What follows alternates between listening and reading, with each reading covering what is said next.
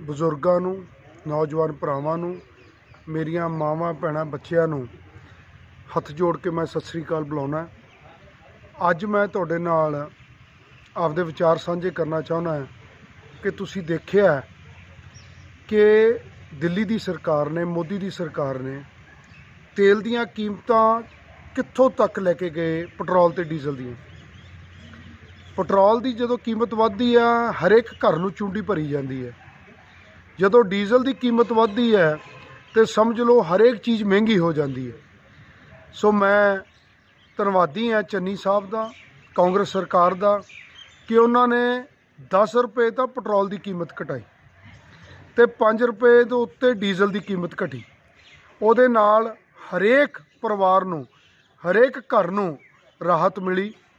ਦੂਜੀ ਮੈਂ ਬੇਨਤੀ ਕਰਨਾ ਚਾਹੁੰਦਾ, ਜਿਹੜੀ ਸਭ ਤੋਂ ਵੱਡੀ ਮੁਸ਼ਕਿਲ ਸੀ ਸੁਖਬੀਰ ਸਿੰਘ ਬਾਦਲ ਦੀ ਗਲਤ ਸੋਚ ਤੇ ਗਲਤ ਨੀਤੀਆਂ ਕਰਕੇ ਉਹਨਾਂ ਨੇ ਜਿਹੜੇ ਪ੍ਰਾਈਵੇਟ ਥਰਮਲ ਪਲਾਂਟਾਂ ਨਾਲ ਕੰਟਰੈਕਟ ਕੀਤੇ ਹੋਏ ਸੀ ਬਿਜਲੀ ਦੇ, ਸਰਦਾਰ ਕੈਪਟਨ ਅਮਰਿੰਦਰ ਸਿੰਘ ਨੇ ਉਹ ਕੰਟਰੈਕਟ ਕੈਂਸਲ ਨਹੀਂ ਕੀਤੇ। ਇਸੇ ਕਰਕੇ ਕਾਂਗਰਸ ਪਾਰਟੀ ਨੇ ਕੈਪਟਨ ਅਮਰਿੰਦਰ ਸਿੰਘ ਨੂੰ ਬਦਲਿਆ, ਚੰਨੀ ਸਾਹਿਬ ਨੂੰ ਮੁੱਖ ਮੰਤਰੀ ਬਣਾਇਆ।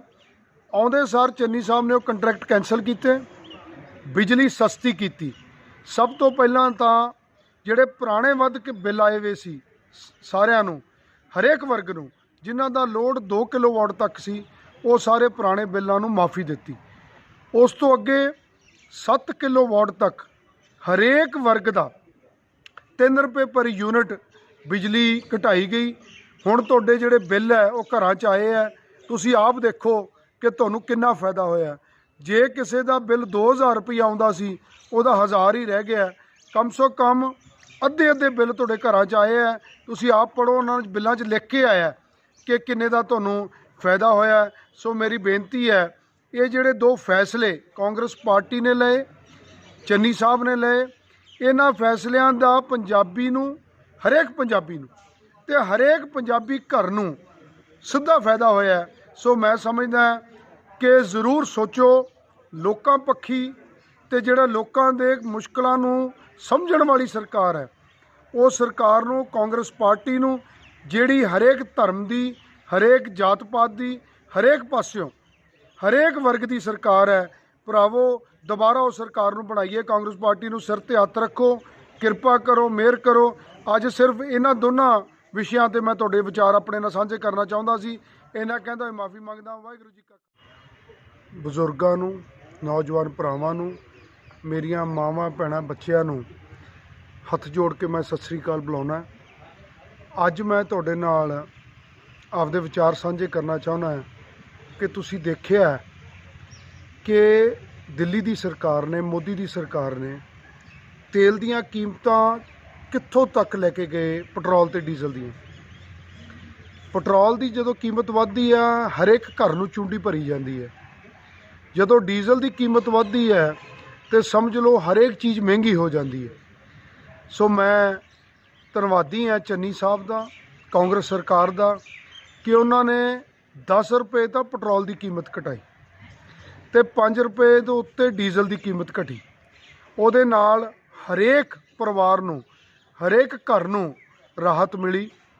ਦੂਜੀ ਮੈਂ ਬੇਨਤੀ ਕਰਨਾ ਚਾਹੁੰਦਾ, ਜਿਹੜੀ ਸਭ ਤੋਂ ਵੱਡੀ ਮੁਸ਼ਕਿਲ ਸੀ ਸੁਖਬੀਰ ਸਿੰਘ ਬਾਦਲ ਦੀ ਗਲਤ ਸੋਚ ਤੇ ਗਲਤ ਨੀਤੀਆਂ ਕਰਕੇ ਉਹਨਾਂ ਨੇ ਜਿਹੜੇ ਪ੍ਰਾਈਵੇਟ ਥਰਮਲ ਪਲਾਂਟਾਂ ਨਾਲ ਕੰਟਰੈਕਟ ਕੀਤੇ ਹੋਏ ਸੀ ਬਿਜਲੀ ਦੇ, ਸਰਦਾਰ ਕੈਪਟਨ ਅਮਰਿੰਦਰ ਸਿੰਘ ਨੇ ਉਹ ਕੰਟਰੈਕਟ ਕੈਂਸਲ ਨਹੀਂ ਕੀਤੇ। ਇਸੇ ਕਰਕੇ ਕਾਂਗਰਸ ਪਾਰਟੀ ਨੇ ਕੈਪਟਨ ਅਮਰਿੰਦਰ ਸਿੰਘ ਨੂੰ ਬਦਲਿਆ, ਚੰਨੀ ਸਾਹਿਬ ਨੂੰ ਮੁੱਖ ਮੰਤਰੀ ਬਣਾਇਆ।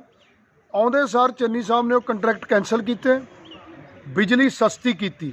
ਸਭ ਤੋਂ ਪਹਿਲਾਂ ਤਾਂ ਜਿਹੜੇ ਪੁਰਾਣੇ ਵੱਧ ਕੇ ਬਿੱਲ ਆਏ ਹੋਏ ਸੀ ਸਾਰਿਆਂ ਨੂੰ, ਹਰੇਕ ਵਰਗ ਨੂੰ, ਜਿਨ੍ਹਾਂ ਦਾ ਲੋਡ 2 ਕਿਲੋਵਾਟ ਤੱਕ ਸੀ, ਉਹ ਸਾਰੇ ਪੁਰਾਣੇ ਬਿੱਲਾਂ ਨੂੰ ਮਾਫੀ ਦਿੱਤੀ। ਉਸ ਤੋਂ ਅੱਗੇ 7 ਕਿਲੋਵਾਟ ਤੱਕ ਹਰੇਕ ਵਰਗ ਦਾ 3 ਰੁਪਏ ਪਰ ਯੂਨਿਟ ਬਿਜਲੀ ਘਟਾਈ ਗਈ। ਹੁਣ ਤੁਹਾਡੇ ਜਿਹੜੇ ਬਿੱਲ ਹੈ ਉਹ ਘਰਾਂ 'ਚ ਆਏ ਹੈ, ਤੁਸੀਂ ਆਪ ਦੇਖੋ ਕਿ ਤੁਹਾਨੂੰ ਕਿੰਨਾ ਫਾਇਦਾ ਹੋਇਆ। ਜੇ ਕਿਸੇ ਦਾ ਬਿੱਲ 2000 ਰੁਪਈਆ ਆਉਂਦਾ ਸੀ, ਉਹਦਾ 1000 ਹੀ ਰਹਿ ਗਿਆ। ਕਮ ਸੋ ਕਮ ਅੱਧੇ ਬਿੱਲ ਤੁਹਾਡੇ ਘਰਾਂ 'ਚ ਆਏ ਹੈ। ਤੁਸੀਂ ਆਪ ਪੜ੍ਹੋ, ਉਹਨਾਂ ਬਿੱਲਾਂ 'ਚ ਲਿਖ ਕੇ ਆਇਆ ਕਿ ਕਿੰਨੇ ਦਾ ਤੁਹਾਨੂੰ ਫਾਇਦਾ ਹੋਇਆ। ਸੋ ਮੇਰੀ ਬੇਨਤੀ ਹੈ, ਇਹ ਜਿਹੜੇ 2 ਫੈਸਲੇ ਕਾਂਗਰਸ ਪਾਰਟੀ ਨੇ ਲਏ, ਚੰਨੀ ਸਾਹਿਬ ਨੇ ਲਏ। ਇਹਨਾਂ ਫੈਸਲਿਆਂ ਦਾ ਪੰਜਾਬੀ ਨੂੰ, ਹਰੇਕ ਪੰਜਾਬੀ ਨੂੰ ਤੇ ਹਰੇਕ ਪੰਜਾਬੀ ਘਰ ਨੂੰ ਸਿੱਧਾ ਫਾਇਦਾ ਹੋਇਆ। ਸੋ ਮੈਂ ਸਮਝਦਾ ਕਿ ਜ਼ਰੂਰ ਸੋਚੋ ਲੋਕਾਂ ਪੱਖੀ, ਤੇ ਜਿਹੜਾ ਲੋਕਾਂ ਦੇ ਮੁਸ਼ਕਲਾਂ ਨੂੰ ਸਮਝਣ ਵਾਲੀ ਸਰਕਾਰ ਹੈ, ਉਹ ਸਰਕਾਰ ਨੂੰ, ਕਾਂਗਰਸ ਪਾਰਟੀ ਨੂੰ, ਜਿਹੜੀ ਹਰੇਕ ਧਰਮ ਦੀ, ਹਰੇਕ ਜਾਤ ਪਾਤ ਦੀ, ਹਰੇਕ ਪਾਸਿਓਂ ਹਰੇਕ ਵਰਗ ਦੀ ਸਰਕਾਰ ਹੈ। ਭਰਾਵੋ, ਦੁਬਾਰਾ ਉਹ ਸਰਕਾਰ ਨੂੰ ਬਣਾਈਏ। ਕਾਂਗਰਸ ਪਾਰਟੀ ਨੂੰ ਸਿਰ ਤੇ ਹੱਥ ਰੱਖੋ, ਕਿਰਪਾ ਕਰੋ, ਮਿਹਰ ਕਰੋ। ਅੱਜ ਸਿਰਫ ਇਹਨਾਂ ਦੋਨਾਂ ਵਿਸ਼ਿਆਂ ਤੇ ਮੈਂ ਤੁਹਾਡੇ ਵਿਚਾਰ ਆਪਣੇ ਨਾਲ ਸਾਂਝੇ ਕਰਨਾ ਚਾਹੁੰਦਾ ਸੀ। ਇਹਨਾਂ ਕਹਿੰਦਾ ਹੋਏ ਮਾਫੀ ਮੰਗਦਾ। ਵਾਹਿਗੁਰੂ ਜੀ ਕਾ। ਬਜ਼ੁਰਗਾਂ ਨੂੰ, ਨੌਜਵਾਨ ਭਰਾਵਾਂ ਨੂੰ, ਮੇਰੀਆਂ ਮਾਵਾਂ ਭੈਣਾਂ ਬੱਚਿਆਂ ਨੂੰ ਹੱਥ ਜੋੜ ਕੇ ਮੈਂ ਸਤਿ ਸ੍ਰੀ ਅਕਾਲ ਬੁਲਾਉਣਾ। ਅੱਜ ਮੈਂ ਤੁਹਾਡੇ ਨਾਲ ਆਪਦੇ ਵਿਚਾਰ ਸਾਂਝੇ ਕਰਨਾ ਚਾਹੁੰਦਾ ਕਿ ਤੁਸੀਂ ਦੇਖਿਆ ਕਿ ਦਿੱਲੀ ਦੀ ਸਰਕਾਰ ਨੇ, ਮੋਦੀ ਦੀ ਸਰਕਾਰ ਨੇ ਤੇਲ ਦੀਆਂ ਕੀਮਤਾਂ ਕਿੱਥੋਂ ਤੱਕ ਲੈ ਕੇ ਗਏ। ਪੈਟਰੋਲ ਤੇ ਡੀਜ਼ਲ ਦੀਆਂ, ਪੈਟਰੋਲ ਦੀ ਜਦੋਂ ਕੀਮਤ ਵੱਧਦੀ ਆ, ਹਰੇਕ ਘਰ ਨੂੰ ਚੂੰਡੀ ਭਰੀ ਜਾਂਦੀ ਹੈ।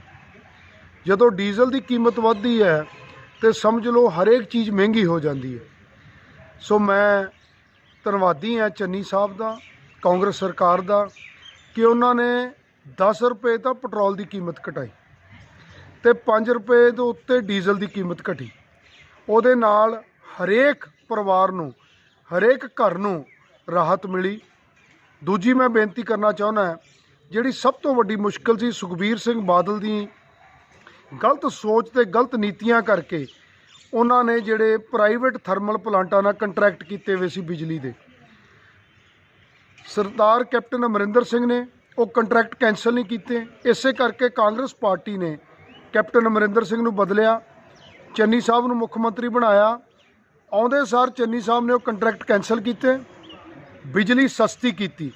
ਸਭ ਤੋਂ ਪਹਿਲਾਂ ਤਾਂ ਜਿਹੜੇ ਪੁਰਾਣੇ ਵੱਧ ਕੇ ਬਿੱਲ ਆਏ ਹੋਏ ਸੀ ਸਾਰਿਆਂ ਨੂੰ, ਹਰੇਕ ਵਰਗ ਨੂੰ, ਜਿਨ੍ਹਾਂ ਦਾ ਲੋਡ 2 ਕਿਲੋਵਾਟ ਤੱਕ ਸੀ, ਉਹ ਸਾਰੇ ਪੁਰਾਣੇ ਬਿੱਲਾਂ ਨੂੰ ਮਾਫੀ ਦਿੱਤੀ। ਉਸ ਤੋਂ ਅੱਗੇ 7 ਕਿਲੋਵਾਟ ਤੱਕ ਹਰੇਕ ਵਰਗ ਦਾ 3 ਰੁਪਏ ਪਰ ਯੂਨਿਟ ਬਿਜਲੀ ਘਟਾਈ ਗਈ।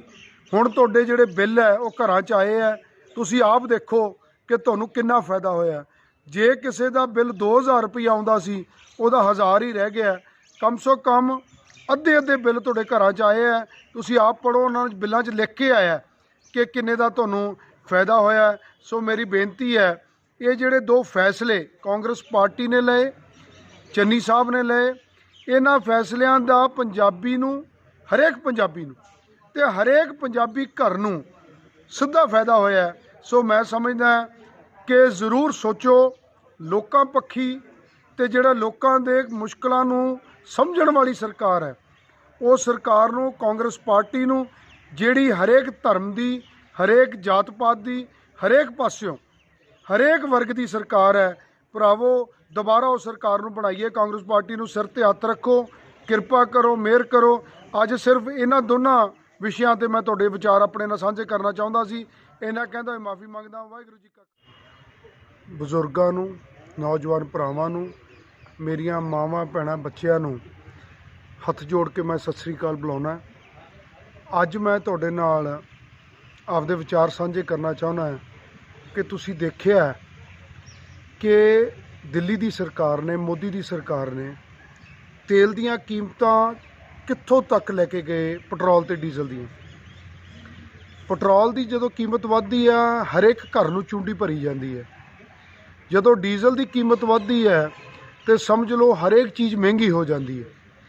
ਸੋ ਮੈਂ ਧੰਨਵਾਦੀ ਹਾਂ ਚੰਨੀ ਸਾਹਿਬ ਦਾ, ਕਾਂਗਰਸ ਸਰਕਾਰ ਦਾ, ਕਿ ਉਹਨਾਂ ਨੇ 10 ਰੁਪਏ ਤਾਂ ਪੈਟਰੋਲ ਦੀ ਕੀਮਤ ਘਟਾਈ ਤੇ 5 ਰੁਪਏ ਦੇ ਉੱਤੇ ਡੀਜ਼ਲ ਦੀ ਕੀਮਤ ਘਟੀ।